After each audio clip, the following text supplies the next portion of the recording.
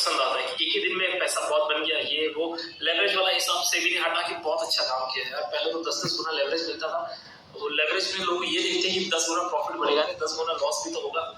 वो कोई लॉस को कोई कंसिडर ही नहीं करना चाह रहा यार। जबकि आपको ट्रेड में आपको सबसे पहले कुछ देखना है तो आपका लॉस देखना है। पहले लॉस के ऊपर ये करो, लॉस अगर आप सहन कर पाओगे ना तब आगे बढ़ो, ठीक है। तो इंट्राडे पहले मैं आपको फिर से कहता हूँ, जितने भी पैटर्न्स आपको बताए हैं इसमें वो स्विंग में भी काम करते हैं, इंट्राडे में भी काम करते हैं, पोजिशनल में भी और इन्वेस्टिंग में भी, सब जगह काम करते हैं। लेकिन आप इंट्राडे में सीधे जंप मत करो, स्विंग ट्रेडिंग स्टार्ट कर दो आप, ठीक है। स्विंग ट्रेडिंग में पहले पैसे बनाओ, फिर जाके इंट्राडे में आना। इंट्राडे बहुत हाई रिस्क गेम है, ठीक है। इंट्राडे में आपके फेवर में भी मार्केट घूम रहा है और मान लो किसी न्यूज की वजह से बैंक निफ्टी में ही कोई सेक्टर है, मान लो कि आपने रिलायंस का कॉल लिया है और बैंकिंग सेक्टर में कोई बैड न्यूज आ गया तो बैंक तो गिरेंगे, बैंक निफ्टी गिरेगा। और ब्यूटी ऑफ ये देखिए कि बैंक निफ्टी अगर गिरेगा ना तो निफ्टी को ड्रैग करेगा, और निफ्टी जब गिरेगा तो रिलायंस के शेयर प्राइस में भी नीचे आने वाला है। तो ये होती है काफी, ये सब एक दूसरे से रिलेटेड है। तो उसमें आप समझ ही नहीं पाओगे यार, आपको न्यूज वगैरह सब देखना पड़ता है। मनी कंट्रोल पे रखिए, आपको नोटिफिकेशन आते रहते हैं, लेटेस्ट न्यूज से अपडेटेड रहिए।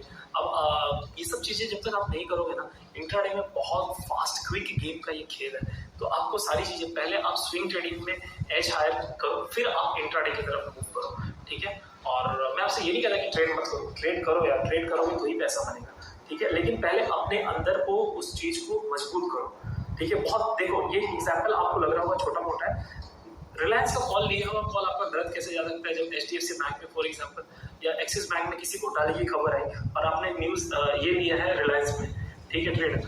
वो HDFC का न्यूज आपके रिलायंस पे अटैक अफेक्ट कर सकता है क्योंकि वो गिराएगा बैंकिंग सेक्टर को, और बैंकिंग सेक्टर अगर गिरा तो निफ्टी भी नीचे आएगा। और निफ्टी में एक बार सही, ये हर एक जो है हर एक चीज एक दूसरे से कनेक्टेड है। वो अगर कनेक्शन में अगर आ गया तो बैंक निफ्टी गिर रहा है और निफ्टी को भी नीचे ड्रैग करेगा, और निफ्टी अगर नीचे गिरा तो रिलायंस को नीचे आना ही। क्यों? क्योंकि निफ्टी में सबसे हाई वेटेज किसका है? रिलायंस का है। ये सारी चीजें होती हैं। इसके लिए पहले आपको ओवरऑल सब कुछ रिस्क इसमें ज्यादा इन्वॉल्व है, काफी कुछ आपको क्विक होना पड़ता है इसके अंदर, ठीक है। तो ये सारी चीजें तो पहले इंट्राडे में आपको करना है, तो ये सारी चीज पे आप फोकस कीजिए।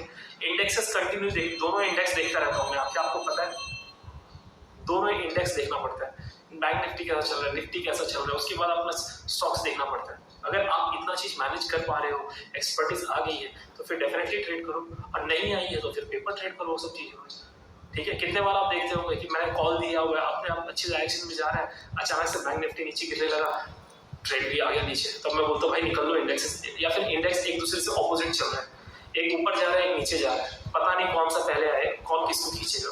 मत करो ऐसे ट्रेड।